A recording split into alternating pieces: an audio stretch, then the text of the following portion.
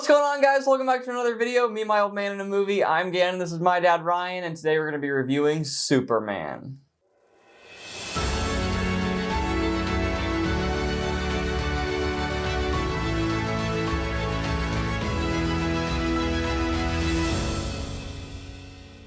So if you guys like this video, make sure you give it a like, subscribe to the channel if you're new, and comment down below what you guys think of Superman. And before we get started, I'd like to read a brief synopsis of the film. Before you read a brief synopsis, I would like to say two things. All right. One, today is our 1 year anniversary of the Me, My Old Man in a Movie YouTube channel. Yeah. We are officially 1 year old. We hit 1,700 subscribers.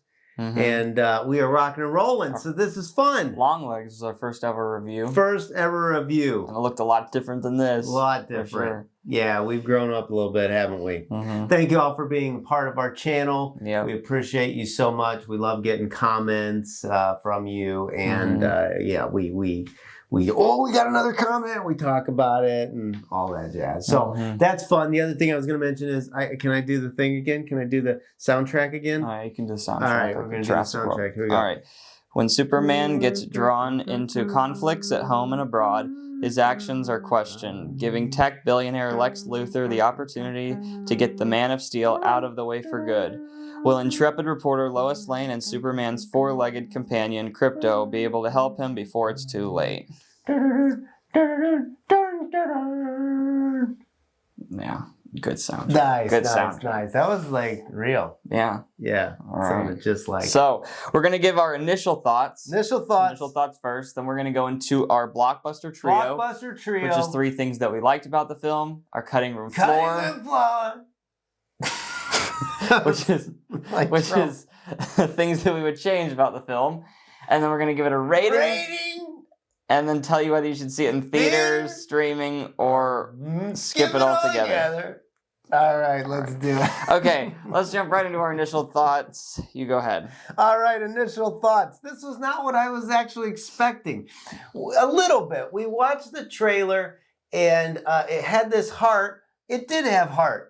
It had a lot more comedy than I expected. It was really quirky in a lot of ways. I thought it was interesting. I told you this.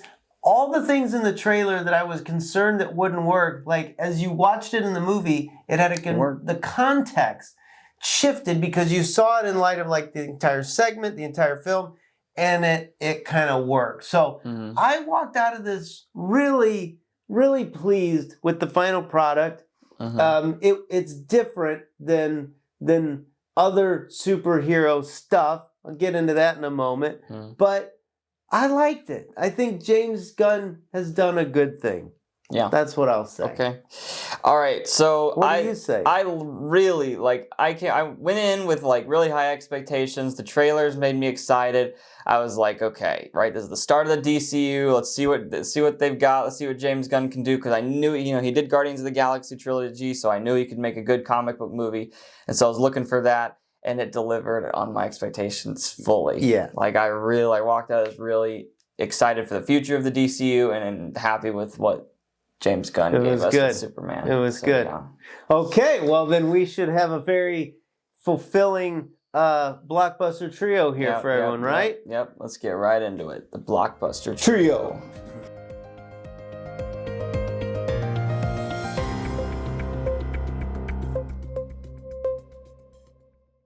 Totally botched that, but here we are. All right. Okay. All right, so who's going first? You can go first. I can go first. All right, Blockbuster Trio. I'm going to open with, I loved that this had, in true Superman fashion, this had this uplifting component to it. There was a lot of heart, there was a lot of character, there was a lot of integrity. He's kind of this goofy, old-fashioned good guy, and he's just pure all the way through and through. That rang true in this film. That hero element was present, and I thought they had it in spades on this one. Good job on that. For sure. All right, the first thing I had was the action. The action was incredible in this movie. It was so loud. I mean, like, we saw it in a huge IMAX, and so it's so like loud, and every single time the punches, like, you feel it, and then just the way the camera moves around when he's flying, and it just felt so powerful. beautiful. Yeah. The action. It moved, didn't it? Yeah, it did. It was fast. It was fast action. There was a lot going on. Mm-hmm. All right, number 2 for me, his parents in Kansas. Again, this is kind of a continuation of this this uplifting kind of sweet spirit behind this film. But everything from there was a scene near the beginning where his mom's like yelling into the phone, talking to it. That was hilarious. Mm-hmm. You kind of got, just connected with those characters.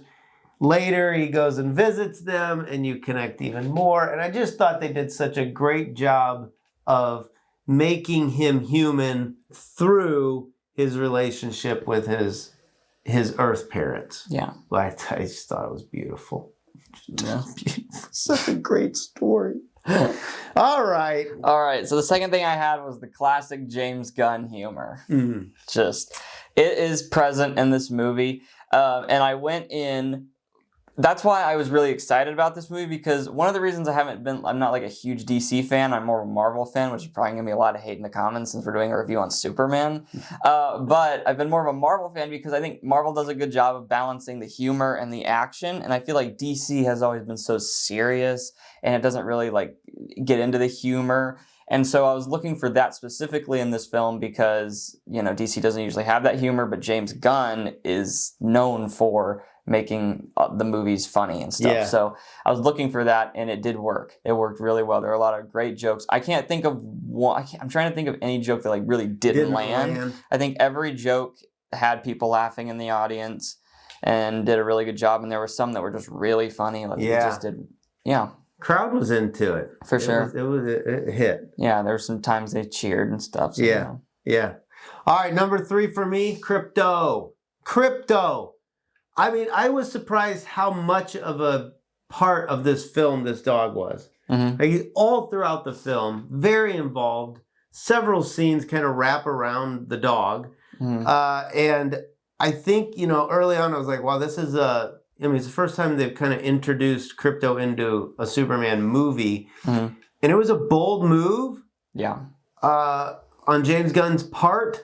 And I thought it delivered well. It paid off. Yeah. Because Crypto kind of didn't make the movie, but like certainly added greatly to this film. Yeah. In a lot of different ways. Yeah. Yeah. Crypto is cool. Yeah. So the third thing that I had is Mr. Terrific. Kind of took me by surprise because I had no idea who Mr. Terrific was. I came here to see Superman, and this guy had some really cool powers, and he was really funny, and I really liked his character. Yeah. So I'm excited to see him in the future, films. Yeah. He has one scene that was just awesome. Just one action scene that I was like, this is great.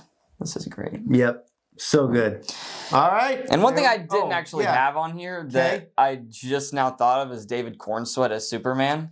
Like, I think he was an awesome Superman. Yeah, I had that. I almost listed that under the trio, but like, he was a great cast. Oh yeah. He rivaled, Christopher Reeve. Golly, and I love Christopher Reeve, and I love the original Superman.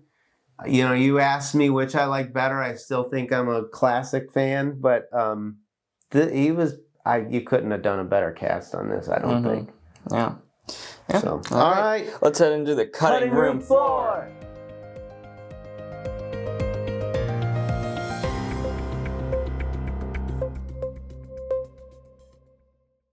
Nailed it. Okay, all right, I'll here kick we this go. one off. The first thing that I have is no spoilers. I'm not going to say any spoilers.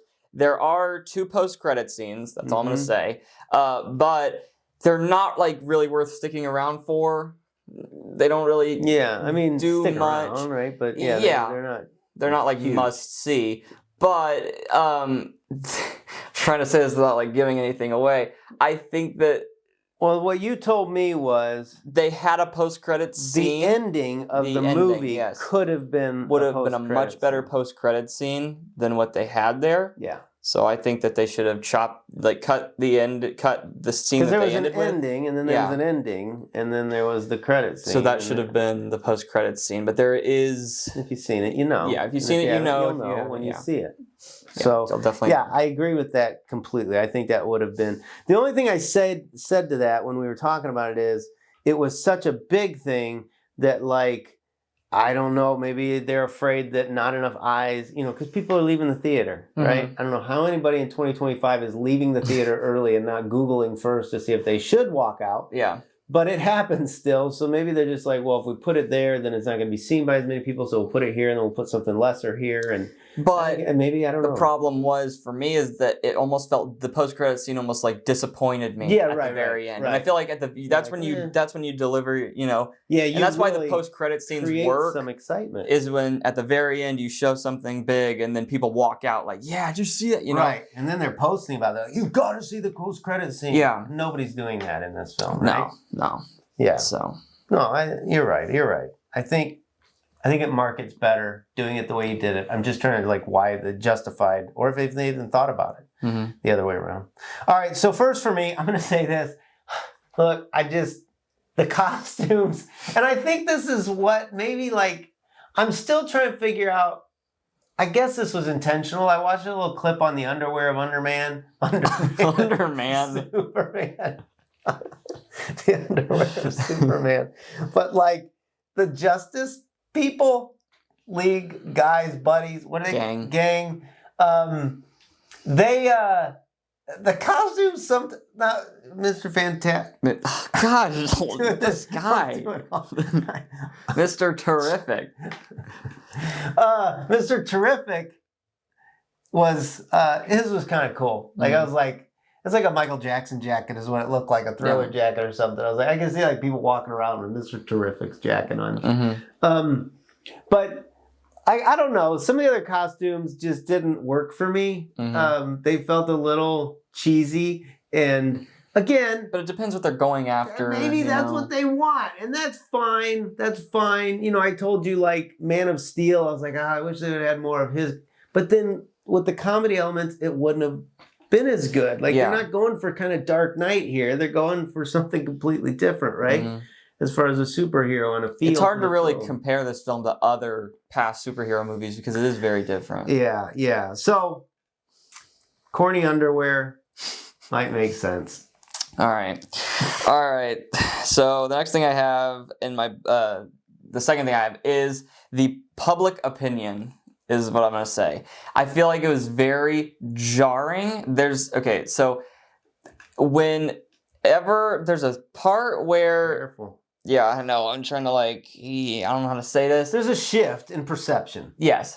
And it's very jarring. Like, it's very fast, and I don't think that it would be that fast. I feel like there would be people on one side, people on the other side. Like, I feel like it would be more... But it just felt like...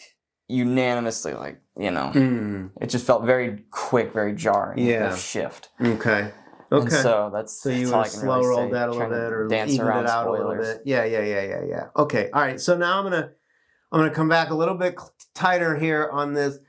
The Justice Gang was for me the one part of this that I struggled with. I'm not saying I didn't like it. Okay. It was a different Green Lantern than I expected. Hawk Girl, or Hawk whatever her name. I'm just like, just weird.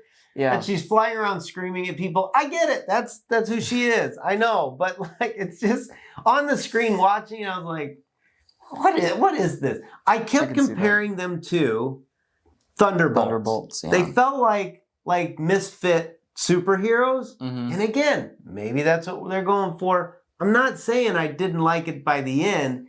It took me a while to get used to it. Then I was like, oh, okay. Like and it wasn't because I liked the Thunderbolts. These just felt like nerdy characters, nerdy superheroes. And you're like, what is this? Who are these people? But again, in the context of the whole film, I do think in the end that's what James Gunn was going for. And I think it worked by the end. And I'm not saying I would necessarily change it. I'm just, as I'm looking at things, this was a part I struggled with early in the film. I was like, do I like them? Do I not like them? Do I want something different? Is this okay? These are some of the questions I was grappling with early on in the film. So yeah, I could see that for sure. there you go. All right, third thing I had is tonal shifts between new scenes. So I feel like there were occasionally times where when it would go from scene to scene, it would feel the tone would really shift and it would feel jarring, or it would shift very drastically between scenes. And so maybe if there was a way to maybe blend the scenes a bit more to make it not feel as like dramatic of a change quickly. So I could see something like that. Kudos to you. Like, you're coming up with things that you would actually change about this film that would improve it. Yeah. I'm just like, here's some things I thought about that I didn't like, but I kind of like. Like, I don't really, these aren't changes. But you have some really insightful things on this that would have made this better. So I'm saying if we have James Gunn's ear, listen to this guy and don't listen to me. Yeah, yeah. All right, so here we go. Number 3 then for me. Again, another thing that I'm not saying I necessarily would change or do anything different. It just, I noticed it. This is not the Avengers. This is a different kind of humor. Avengers uses humor. Even Guardians of the Galaxy, this felt different. This felt more, I think I called it like kid humor. Like maybe, it's not, I don't know the kid, it's not like there was farting and burping on the screen. I know, but like all the adults in the audience were still laughing at it. And the kids were laughing at it. Of course. So it really, I don't know. And it really, you mentioned something when I was talking about this earlier. You talked about the quad 4. The 4 quad. Oh, good Lord. 4 quad film, which is where it's like men and women over and under the age of 25 is basically each of the 4 quads can enjoy it. Yes, I got it. All right. So, and to that point, Callie loved this. She's not an Avenger fan, your sister, not an Avenger fan, but she loved this. So I think check the box on that. Yeah. Succeeded again. She's excited to see other stuff that they're going to be putting out. So yeah, like I think it worked. I wouldn't change it. It's just something that I noticed that at first I wasn't sure about, but it grew on me. All right. All right. You got any more? No. That's it? Okay. Let's move on to the rating. I will say, when you're watching this movie, see if you can catch Stitch. He shows up for a cameo. Yeah, Stitch it's does show free up for a cameo. Like, Stitch is in there for about 5 seconds. Yeah, yeah. If you know, you know. I was like, what the Lilo and Stitch did I just see? I said to you. Yeah.